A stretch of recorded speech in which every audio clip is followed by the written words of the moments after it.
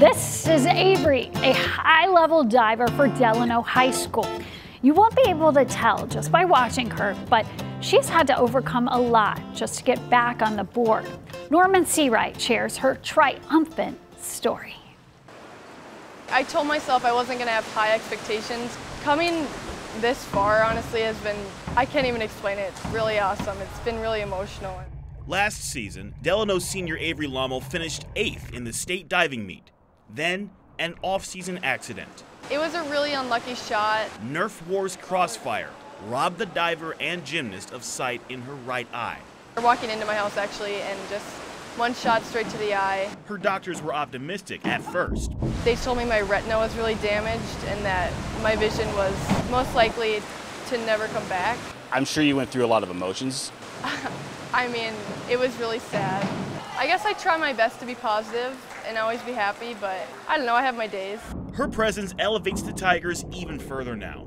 She pushes through her struggles every single day, and she's just so positive, such a great leader. I mean, she pushes us to be the best athletes we can be, and I think that makes her an even stronger person. And move forward with a positive perspective, I think, is something that everybody can learn from and always do better with. She has exemplified that. She adapted just fine to everyday life. Honestly, it just makes me appreciate things that I have been able to do that just can be taken away from you so fast. Diving was tougher. I don't know, every meet I went to, I kind of gained confidence. It's been a challenge, but... This is gonna sound kind of weird, but I love the nerves and the build-up, kind of. You love challenge. Yeah. Very much. The biggest hurdle for her now... Depth perception has been really hard for me. My body got the hang of it, but it's more been a struggle with mental. She's determined to win the mental game. I did this new dive I was really struggling with. Huge mental block. It was my front 2.5.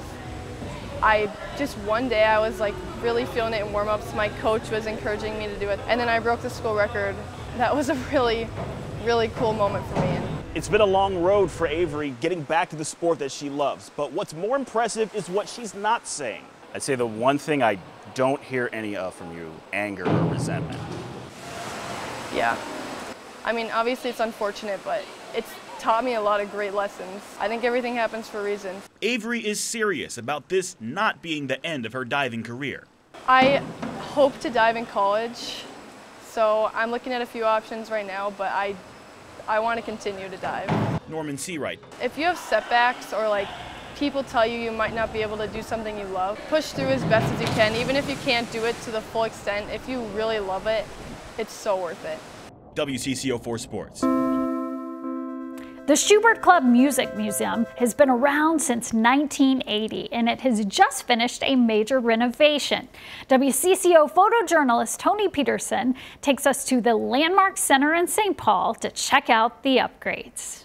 It was started here in Minnesota. It was founded by all women. Of course, at that time, the Schubert song cycles were a very important part of classical music, and so that's where the name came from, the Schubert Club. We're celebrating 140 years in existence. We're the oldest music organization in the state of Minnesota. I think music, history, and music itself is so important, first of all, because it's a universal language. Music is the way that we reach our emotions, that we speak to each other. It is a great educational experience as well. I always tout the fact that we have something from every continent. The first thing they see is this music tornado, as we call it, and their eyes just light up. We have some keyboard instruments particularly that are as old as the middle of the 17th century. One of them is an instrument that it was not played on by Prince, but it was an instrument that Prince loved to play. Visitors can touch the instruments through electronic interactives. They can hear what these instruments sound like. I'll just choose the banjo today.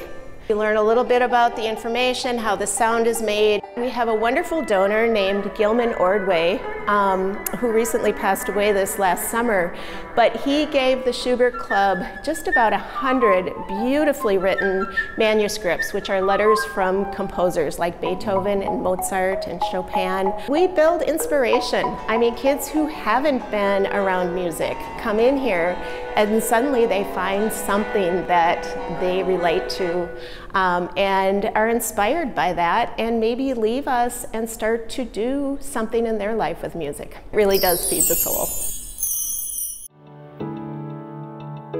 That's our show. We hope that it lifted you up and maybe even inspired you to do a little good.